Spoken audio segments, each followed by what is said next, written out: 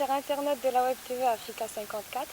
Nous avons l'honneur d'être reçus par son Excellence, Monsieur l'ambassadeur du Congo au Royaume du Maroc.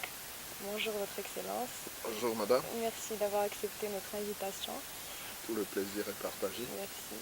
Donc, on peut avoir un petit aperçu sur votre vie. Ma vie, je suis ambassadeur du Congo au Maroc depuis 4 ans. Et en tout cas, je suis dans la diplomatie depuis 12 ans.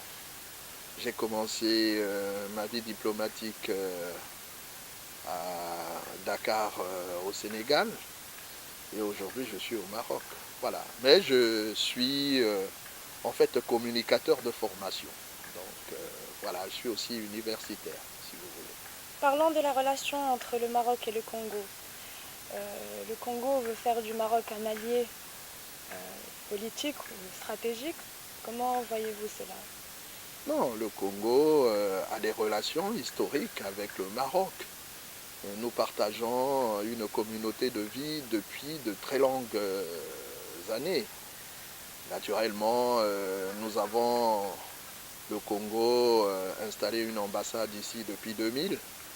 Et je pense que la coopération sud-sud développée entre les deux États va bon train. Et il faut surtout relever les relations d'amitié qui ont existé entre le président Denis Sassou Nguesso et Sa Majesté, Feu Sa Majesté Hassan II du Maroc, et qui ont été poursuivis par le roi Mohamed VI. Je pense qu'entre le Congo et le Maroc, nous avons en tout cas de très très bonnes relations en ce moment. Retourner sur un point très important concernant la mobilité internationale des étudiants au Maroc, notamment les Congolais. Comment accompagnement se fait pour ces étudiants-là? Non, nous avons une coopération avec le Maroc sur le plan de l'éducation.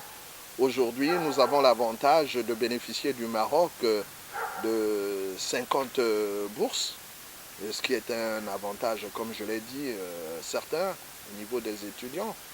Donc, concernant la mobilité, non, entre le Maroc et le Congo, en tout cas du point de vue de la coopération, tout se passe très bien. Nous gardons des échanges fructueux avec l'AMCI, l'agence de coopération marocaine internationale, et nous pensons que dans les années à venir, en tout cas le Maroc donnera beaucoup plus d'avantages, et nous espérons, et c'est ce que nous essayons de faire avec le ministère de la coopération, pour que le Maroc regarde dans les meilleures conditions l'accueil des étudiants congolais ici. Et tout se passe très bien. L'entrepreneuriat aussi, c'est très important pour les Congolais vivant au Maroc. Donc, comment voyez-vous cet avancement, si vous voulez, des relations entre collaborateurs marocains et congolais? Oui, dans le cadre de cette coopération, en ce qui concerne l'entrepreneuriat, bon, vous voulez parler des étudiants, l'accès au travail, je pense que tout ça devrait aller progressivement. Nous avons, vous savez, que le Maroc a été très présent au Congo lors du forum Investir pour le Congo. On a enregistré 120 chefs d'entreprise qui sont allés donc au Congo manifester leur volonté d'investir au Congo. Et nous imaginons que les Congolais devraient faire l'inverse, c'est-à-dire venir au Maroc, s'y installer. En tout cas, ce n'est pas des secteurs qui manquent. Les secteurs d'activité ne manquent pas, qui portent l'intérêt du Maroc pour le Congo.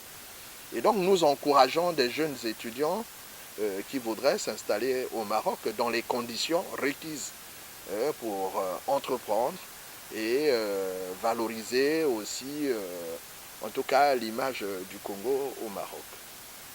Nous sommes à quelques jours de la date historique de l'indépendance du Congo, le 15 août 1960 au 15 août 2016. Un mot pour les Congolais?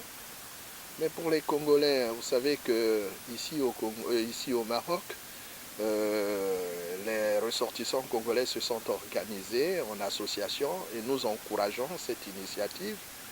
Je pense qu'ils vont se retrouver pour fêter à leur manière. L'ambassade encourage justement cette initiative et nous pensons que cette fête se déroulera dans les très bonnes conditions.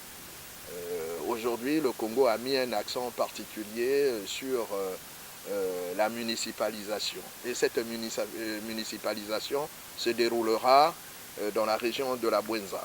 Et en ce qui concerne l'ambassade, nous essaierons d'appuyer l'initiative des jeunes Congolais qui vont se retrouver pour faire leur fête comme ici d'habitude. Je pense que le Congo, qui sort des périodes difficiles, avait besoin, en tout cas, que tous les fils et toutes les filles se retrouvent, tout le monde se retrouve pour essayer de voir dans quelle mesure privilégier, le Congo d'abord, ensuite voir quels sont les intérêts individuels. C'est l'aspect du dialogue qui a toujours été prôné par son Excellence, Monsieur le Président de la République, et qui est toujours à l'écoute des Congolais. Et je pense que de tous les problèmes que nous sommes en train de connaître aujourd'hui, le président a toujours tendu la main à tous ceux qui veulent construire ce pays. L'objectif majeur, c'est l'émergence en l'an 2025. Voilà ce qu'on peut dire sur l'initiative que les jeunes prennent au Maroc. Et je pense que tous les Congolais sont conscients que, franchement, ce qui est plus important, c'est ce qui nous unit plutôt que ce qui nous divise. Alors, pour clore notre interview, Son Excellence, votre impression, une petite impression concernant votre séjour, si vous voulez, au Maroc. Non, mon séjour se déroule dans de très bonnes conditions. Moi, j'apprécie justement des relations qui peuvent être particulières avec quelques amis au Maroc, mais qui peuvent être au niveau aussi institutionnel. Je pense que le Maroc est un pays qui mérite beaucoup d'égards pour les Congolais. Ils viennent ici pour des raisons diverses et nous ne pouvons que nous satisfaire de ceux qui sont bien reçus ici. Et en tout cas, nous n'enregistrons pas de problème majeur. En ce qui me concerne, je puis dire que franchement, comme un ami le disait, on ne quitte jamais le Maroc, même si un jour nos missions nous déterminent à partir un jour. Je crois que je garderai un très bon souvenir et dans l'esprit, je ne quitterai pas le Maroc. Merci beaucoup. Merci. Voilà, chers internautes, c'est comme ça que ça s'est passé, notre interview avec Son Excellence, Monsieur l'ambassadeur du Congo. Et à la prochaine.